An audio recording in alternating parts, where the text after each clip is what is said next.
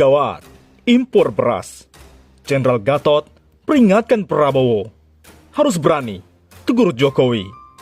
Mana janjimu swasembada pangan, wahai prajurit, wahai Bapak Menteri Pertahanan. Bang, apalagi diimpor, modal petani. Nggak kira-kira, yang ada aja beli di Pasar Johar maunya berapa ton sehari. Petani modal sayang. Mau 1000 ton sehari, banyak di Pasar Johar. Ini mah yang ada aja nggak pada laku. Diimpor lagi. Beli aja ke sini, bapak-bapak. Nggak usah ke Thailand, nggak usah ke Vietnam. Akan menjamin bahwa produsen, petani, peternak, petambak, nelayan harus mendapat imbalan penghasilan yang memadai. Itu komitmen kami. Mantan Panglima TNI, Jenderal Gatot Nurmantio, menyoroti kebijakan impor pangan yang dilakukan. Sekarang ini, saatnya panen. Kok impor? Untuk apa? Indonesia, negara agraris. Kita makan nasi dari petani-petani kita. Mereka, tulang punggung pangan kita.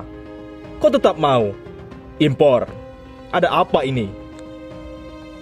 Ayolah sadar, wahai Bapak Prabowo. Di mana swasembada pangan yang engkau gembor-gemborkan dulu waktu kampanye?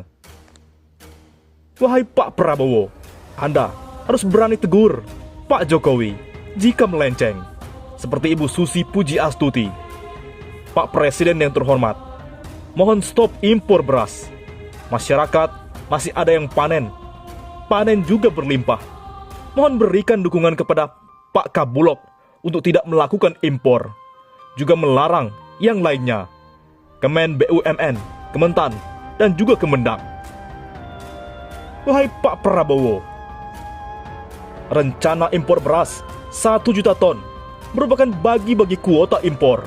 Sudah lama menjadi kezaliman, menjadi kelaziman dalam berbagai komoditas strategis seperti beras, gula, daging, dan bawang putih. Seperti diketahui, pemerintah hendak mengimpor beras dalam jumlah cukup besar. Tahun ini, 1 juta ton. Separuhnya untuk meningkatkan cadangan beras pemerintah atau CBP, dan separuh lagi untuk memenuhi kebutuhan Bulog. Tak ada halilintar, tak ada guru. Tiba-tiba, pemerintah hendak mengimpor beras dalam jumlah cukup besar tahun ini. 1 juta ton. Wahai Pak Prabowo, tegurlah Pak Jokowi. Pemicu impor adalah tergerus selisih harga yang bisa menangguk triliunan. Pemicunya adalah selisih harga yang relatif lebar antara harga domestik dan harga internasional. Lebih menggiurkan lagi, volume impornya relatif sangat besar, mencapai jutaan ton untuk 3 komoditas pertama. Begini ya Pak, salah satu kondisi ekstrim terjadi pada Oktober 2019. Harga beras eceran di Indonesia kala itu 13.978 per kilogram.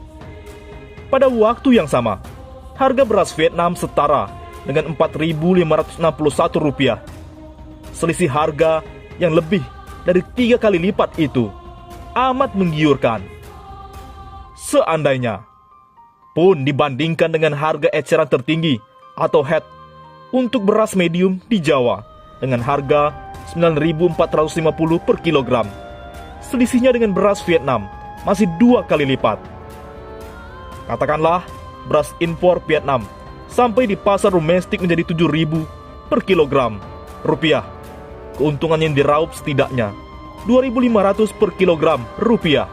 Dikalikan dengan 1 juta ton, maka keuntungan bersih bisa mencapai 2,5 triliun rupiah. Wahai Pak Prabowo, pada akhir 2020, memang di bawah 1 juta ton, mirip dengan kondisi akhir 2017. Namun, peningkatan produksi yang cukup tajam, khususnya pada April sampai Mei, sudah di depan mata. Oleh karena itu, wahai Pak Prabowo, masih ada waktu yang cukup untuk mengamankan peningkatan produksi sampai akhir tahun ini.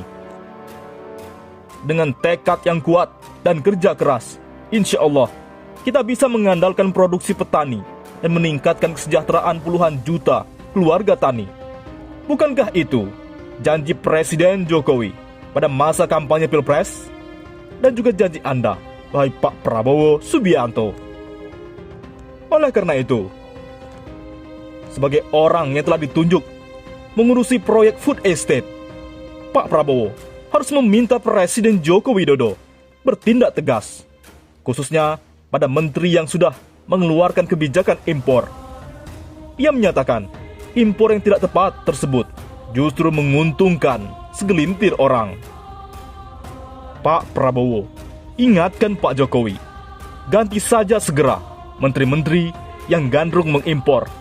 Mereka mau gampangnya saja lebih mengedepankan value extraction alias percaloan yang menguntungkan segelintir orang ketimbang value creation dengan kebijakan kreatif dan inovatif yang menaburkan kemaslahatan bagi banyak orang, bagi banyak penduduk Indonesia, bagi petani. Oleh karena itu, Prabowo Subianto sebagai orang yang mengurusi food estate harus mendengar nasihat Rizal Ramli. Dia menyarankan agar kuota impor yang ditetapkan pemerintah diganti dengan sistem lain, berupa sistem tarif, karena dapat melindungi petani. Bagaimana maksudnya? Kalaulah betul pro petani dan pro pangan dalam negeri, hapuskan sistem kuota impor, yang artinya rente puluhan triliun dan kemiskinan petani, diganti dengan sistem tarif. Artinya negara dapat tambahan penerimaan dan petani dilindungi. Tidak ruwet. Tapi kalau doyan selfie-selfie doang dengan petani, ya ambyar. Sindir Rizal Ramli. Tak sampai di situ, Rizal Ramli pun sempat menyinggung beberapa mantan menteri yang menurutnya telah memiskinkan kalangan petani. Memang yang terlatih dapatkan rupiah besar dari rente impor dari dulu. Ya, menteri-menteri Golkar atau menteri ex-Golkar. Perampokan lewat kebijakan itu sangat memiskinkan petani padi, tebu, bawang, dan penambak garam. Yang luar biasa adalah Jokowi tidak ngerti atau pura-pura tidak ngerti sambil selfie-selfie petani. Tegas Rizal. Sebelumnya, kita ketahui pada masa kampanye Prabowo Subianto gembar-gembor swasembada pangan, dan Prabowo juga diberikan tanggung jawab membangun food estate. Bahkan bukan mentan yang diberi jabatan yang diberi tanggung jawab, malah Menteri Pertahanan. Presiden Joko Widodo membeberkan alasan penunjukan Menteri Pertahanan Prabowo Subianto sebagai leading sektor untuk mega proyek lumbung pangan food estate di Kalimantan Tengah. Berbicara di Istana Merdeka, Kompleks Istana Kepresidenan, Jokowi sebelumnya menegaskan bahwa peran Kemenhan tak hanya mengurusi alat tempur. Namanya pertahanan, itu bukan hanya urusan alutista, tetapi juga ketahanan di bidang pangan menjadi salah satu bagian dari itu, kata Jokowi. Jadi, Pak Menhan menjadi leading sektor di situ, karena memang kita ingin membangun cadangan strategi pangan, sehingga nanti kalau misalnya kekurangan beras, ya tanam padi. Kalau kekurangan jagung, ya tanam jagung. Bagaimana menurut pendapat Anda?